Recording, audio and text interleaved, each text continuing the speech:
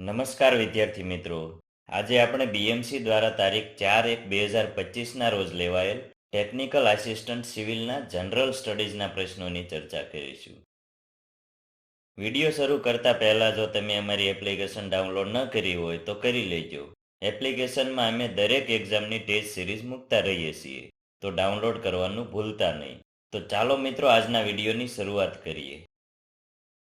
સૌથી પહેલો પ્રશ્ન છે કે ભારતની પ્રથમ નાગરિક સભ્યતા એવી હડપ્પીય સભ્યતા વિશ્વની કઈ પ્રાચીનતમ સભ્યતાઓની સમકાલીન હતી? તો હડપ્પીય સભ્યતા અથવા સિંધુ ખીણની સભ્યતાનો સમયગાળો અંદાજે ઈસવીસન પૂર્વે 2500 થી 1700નો છે, અને આ જ સમયગાળામાં વિશ્વમાં અન્ય બે મહત્વની સભ્યતાઓ વિકસેલી હતી. એક તો મેસોપોટામિયાની સભ્યતા, જે ટાઇગ્રીસ અને યુક્રેટિસ નદીઓની વચ્ચે વિકસી હતી, અને બીજી છે ઇજિપ્તની સભ્યતા, જે નાઇલ નદીના કિનારે વિકસી હતી. આગળનો પ્રશ્ન છે કે અણદા બાવાનો આશ્રમ ક્યાં આવેલો છે? તો અણદા બાવાનો આશ્રમ આશરે 325 વર્ષ જૂનો અને ખૂબ જ જાણીતો આશ્રમ છે, જે જામનગર શહેરમાં આવેલો છે. આ આશ્રમની સ્થાપના મહંત શ્રી અણદા બાવાએ ઈસવીસન 1691માં કરી હતી. અણદા બાવાનું મૂળ નામ હતું આનંદજી સોની, અને તેમનો જન્મ સૌરાષ્ટ્રના ધોરાજી મુકામે થયો હતો.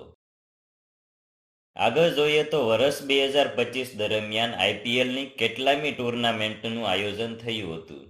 તો વર્ષ 2025 દરમિયાન આઈપીએલની 18મી ટુર્નામેન્ટ ટાટા આઈપીએલ 2025નું આયોજન થયું હતું, જેની ફાઇનલ મેચ અમદાવાદના નરેન્દ્ર મોદી સ્ટેડિયમ ખાતે રમાઈ હતી, જેમાં આરસીબીએ પંજાબ કિંગ્સને હરાવીને પ્રથમ વખત ચેમ્પિયન બન્યું હતું. આઈપીએલની પહેલી ટુર્નામેન્ટનું આયોજન વર્ષ 2008માં થયું હતું. આગળનો પ્રશ્ન છે કે દર્પણ એકેડેમીની સ્થાપના કોણે કરી હતી?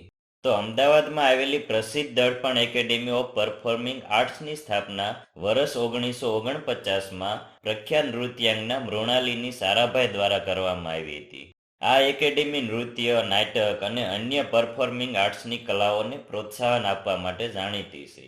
મૃણાલિની સારાભાઈ એ ભારતના અંતરિક્ષ કાર્યક્રમના પિતા તરીકે ઓળખાતા વિક્રમ સારાભાઈના પત્ની હતા. મૃણાલિની સારાભાઈના અવસાન બાદ હાલમાં તેમની પુત્રી અને જાણીતી નૃત્યાંગના મલ્લિકા સારાભાઈ આ સંસ્થાનું સંચાલન કરી રહ્યા છે. આગળ જોઈએ તો ભારત તરફની હિમાલયની પર્વતમાળા કયા નામે ઓળખાય છે? તો મિત્રો, હિમાલય પર્વતમાળા 3 ભાગોમાં વહેંચાયેલી છે.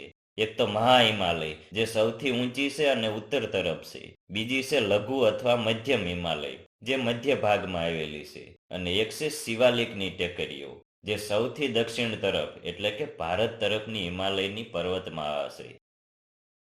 આગળનો પ્રશ્ન છે કે નીચેનામાંથી કયો અનુચ્છેદ ભારતીય બંધારણ મુજબ ભારતના કોમ્પ્ટ્રોલર એન્ડ ઓડિટર જનરલની ફરજો અને સત્તાઓ વિશે ઉલ્લેખ કરે છે?